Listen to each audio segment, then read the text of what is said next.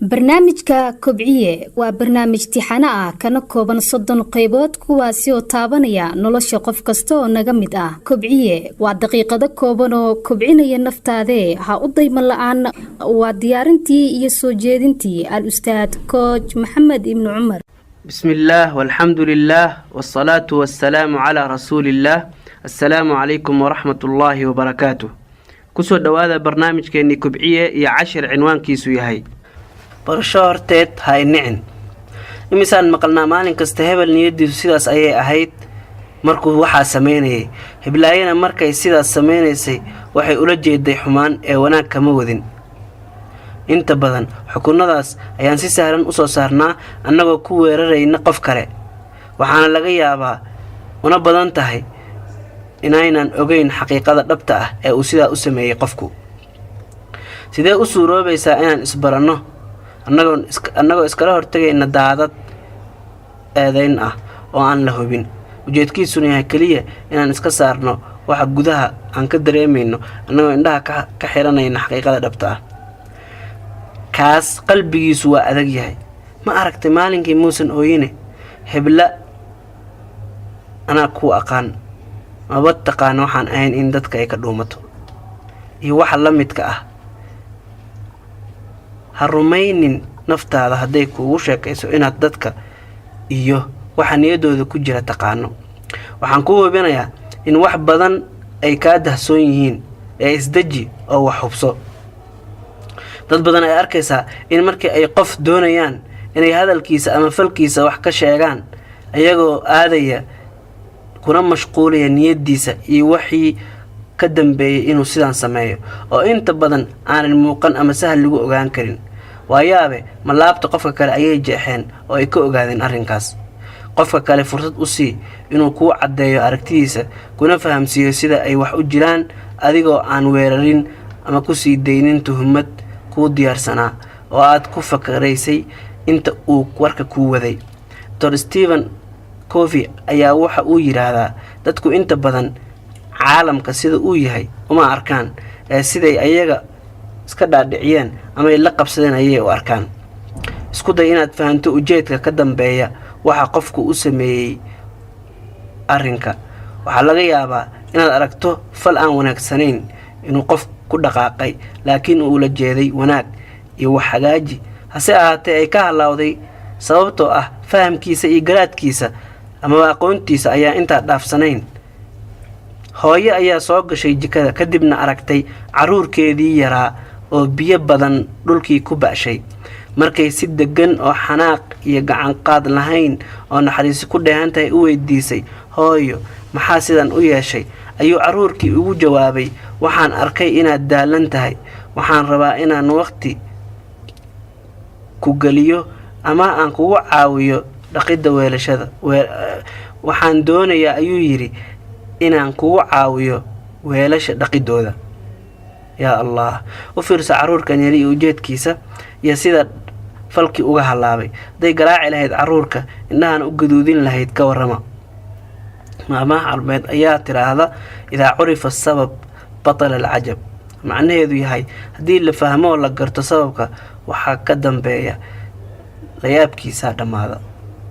markaad fahamto ujeedka ka dambeeya waxyaabaha dadku sameynayaan waxa ku suuroobaysa inaad u cudur daarto dadka si sahlan aad u fahamto una barato adoon xukumin taasoo qayb ka qaadanaysa in xanaaqaaga iyo dhibaatooyinka ka dhalan lahaa intaba yaraadaan. waxaa jiray koox saaxiibo ahayd oo aad isugu dhawaa isna raaci jiray. markaas maalmaha kamid waxay waayeen midkood. waxay dhaheen ninkii hebel ahaa maxaa dhacay ma aragnee. waxay isku dayeen inay la xiriiraan oo wacaan laakiin waxba way ka soo naasacdaan waayeen. maalinkii dambe ayaa mid kamid wuxuu yiri aniga raadinaya ninkii. mid ayaa soo boodo wuxuu yiri ninka waxba lagama faa'iidaye faraha ka qaaduna nacay nin dad rabana ma ahane. kii ayaa ku adkaystay inuu ilaa ka war doono uu soo ogaado xaaladiisa iyo waxa maqnaanshihiisu ku salaysan yahay. maalinkii dambe ayuu gurigiisa ugu tagay salaan kadib iyo iswaraysi kooban sida caadadu tahayba wuxuu yiri maxaa kugu dhacay hebel sidaadii hore nooma ahide. Markaasuu asna afka furta oo yidhi, adinkaa igooyey oo ima soo wacdaan, markaad baxaysaan ima sheegtaan oo keligiin ayaa iska baxa. waxa uu daayay eed ma leh, wax walbuu ka sheegay. Kanina wuu dhegaysanaya intaas oo dhan. Markuu dhameeyay ayuu yidhi, waxaad sheegtay oo dhan waa run. wuxuu yidhi, waa run oo maxaa sidaa u yeesheen marka? wuxuu ugu jawaabay, run ahaantii nacayb iyo isbeddel ma jirin, ee adigu aroos cusub ayaad ahayd, shaqadaaduna marna waa habeen marna waa maalin. waxaana ka xishoonnay inaan kaa mashquulino xaaskaaga oo waqtiga aan kaa qaadno. sidaas ayaana nagu bixisay inaan keligeen safarno oo aan kaa tagno adiga.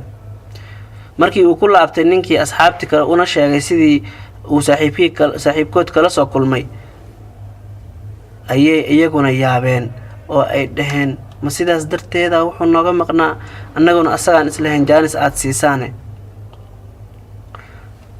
mushkiladeennu waa inaan niyadda wanaajinaynin markaan qof isqabanno, iyo in marka horeba aan wadno waxyaabo aan annaga iska dhaadhicinay oo ku hor gudban fahamkii aan fahmi lahayn qofka kale, taas oo keenaysa in xiriirka dadka ka dhaxeeya uu si sahlan u dumo.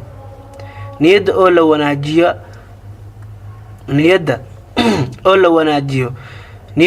wanaajiyo dadka muslimiinta ayaa ah asal,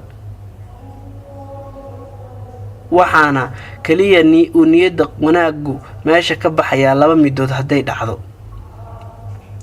midda koowaad, inaad hesho wax cad oo tusinaya in xaqiiqa ahaan qofkani waxaan aad ku tuhuntay uu ku jiro, sida qisadii nebi yuusuf ee qur-aanka ku timidba laga dheehan karo.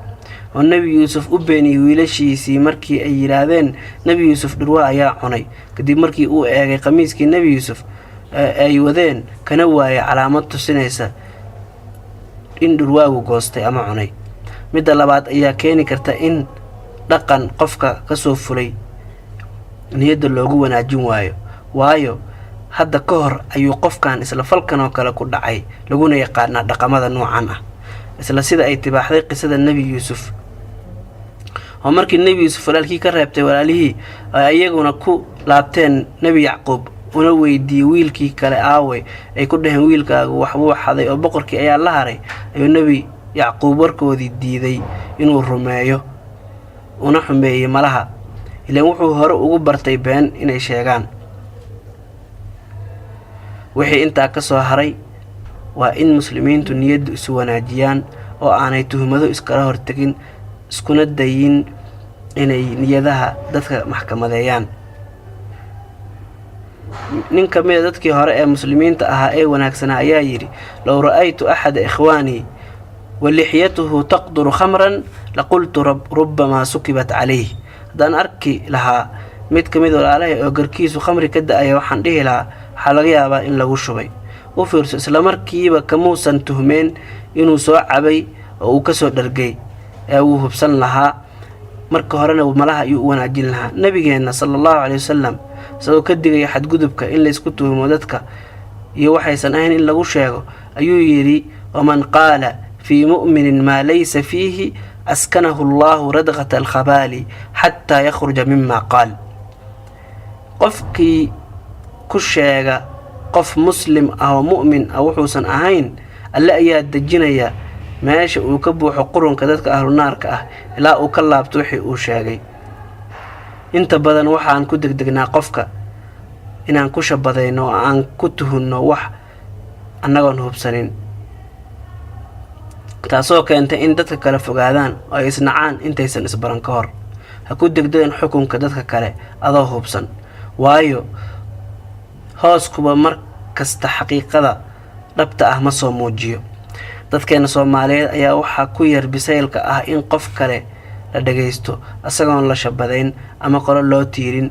waxaa adag in qofka si fiican looga fahmo waxa uu sheegayo, oo waxaad arkaysaa inaan u degdegayno inaan hore ka calaamadayno, kana shabadayno, meelna u tiirino ama qolo ku sheegno, iyadoo laga yaabo waxa uu eersanayaa ruuxaasi inay yihiin kaliya erayo ama kelimado uu ku hadlay, ama qaab lagu yaqaanay qolo gaar inay u hadlaan. markaas ayaad isla arkaaba la leeyahay waa sidaas iyo waa sida oo hore laga xukumayaa. fadlan marka hore ifaham iskuna day inaad jaanis ii siiso si aan kugu sharxo ujeedkayga iyo aragtidayda. igu dhagayso dhagalaab u daloela, anigana diiradda isaar oo ha ku fakarin maskaxdaadana ha ku mashquulin intaan hadlay wixii aad iigu jawaabi lahayd, sidaa hadalkayga u dhaleecayn lahayd oo barasho horteed hay nicin. mahadsanid. diiwaangeli wixii aad faa'iiday, isku day inaad dhaqan geliso siina faafi.